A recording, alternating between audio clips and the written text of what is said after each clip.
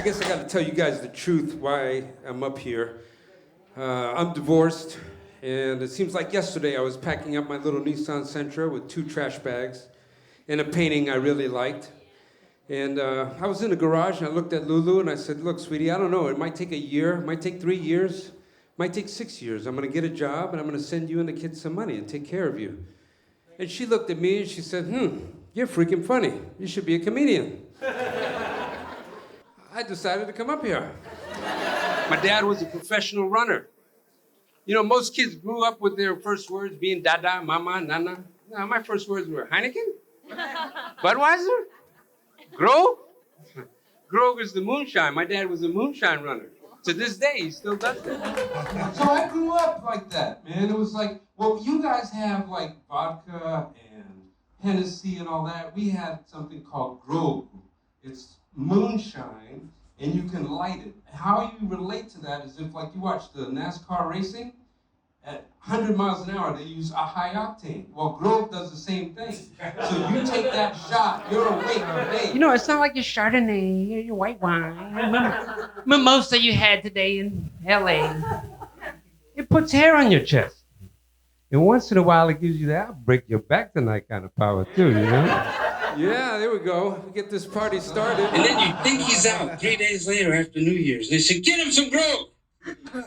But you want me to give him Grove? He's about to die. Give him the Grove and give him the Cange. Cange was like a soup. And when they drink the soup, they're just like, okay, I'm halfway there. But as soon as he has the Grove, you see him just, whoop, buying I'm like, the dude just looked like he was gonna die. What is in the Grove? Oh, it's a secret. Yeah, secret. It's like a secret moonshine. I got it for sale. Anybody see me in the parking lot? Man, I had a good upbringing because I learned all the facets of crime and different things. I mean, things that really matter in life. My favorite guy, though, was Nick the Hunchback. Nick the Hunchback, he was a tweaker. And he'd come in, and he would just stand like this all night long. And as soon as he'd hear anything that had to do with money, he'd perk up. 20? 30. You got 30? One day I said, Nick, you really play pool. He was a pool hustler.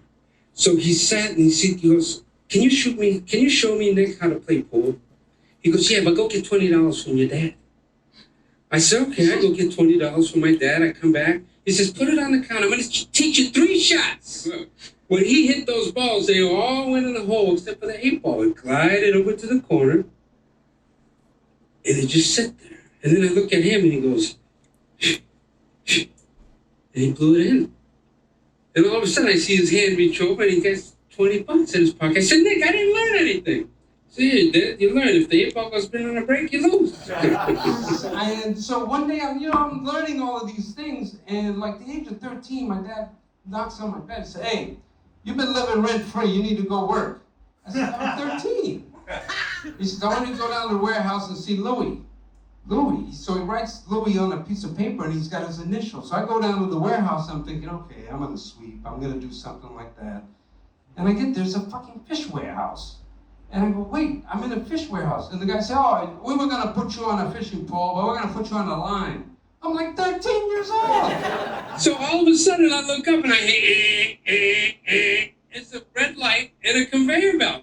And there's all these toilets. And I got this apron and waterproof galoshes on. And it's like a little scallop comes down. I go, that's not so bad. And I'm looking for the scallops. I turn around. There's 3 fish. It's tuna, shrimp, and other fish. And it just keeps coming. And this guy walks by and says, hey, kid, you doing okay, huh? First day? I go, what the heck? This job stinks. And I'm not thinking, man, I can't say anything because it's the Portuguese mafia. Where am I going to end up? With the fishes. It was different. I ended up marrying a beautiful Indian woman. Brown eyes. She just wanted to kick me out. I had to numb myself out, man. There was 2 things. I had my part in it, too. I wasn't perfect. There was 2 things I didn't want to give up. Alcohol and my mistress. I was having an affair. Cocaine. Oh, yeah. It was like I left the bachelor party and just kept going. You know, when they were all in the house, I was in the garage. And I was trying to sync up with the Bollywood music. Like, she kept telling me, Angelo, Tuesday, you have to take out the trash. It's Tuesday, it's on your calendar. You know, I had to push back on that. I said, look, before we got married, you walked around here in thongs and breasts and naked, and I got a blowjob every day before I signed that piece of paper. Do I go to you and say, look, Angela, baby, it's on the calendar. Every Monday, if you do it, it's good. I don't do that. Sex goes out the window. I was going to tell you guys something else, but it's really quiet. It's kind of like my dating life. You know, I've given up. I don't want to do any more of this bumble this, right swipe, when can you meet, when can you not? You know what? Forget it. It's over. We're all in this bubble, and it's not going to work. I like the old-fashioned way. I go up to a girl, say, hey, what's your name? Where you been? But they don't even. I see your app. Where's your profile? Your profile's not on here. So give me your Instagram. I want to see where you come from. You don't see my Instagram? Go to my Instagram page. I'll show you. Everything's there. I killed 4 women last week. You like that? How's that gonna work?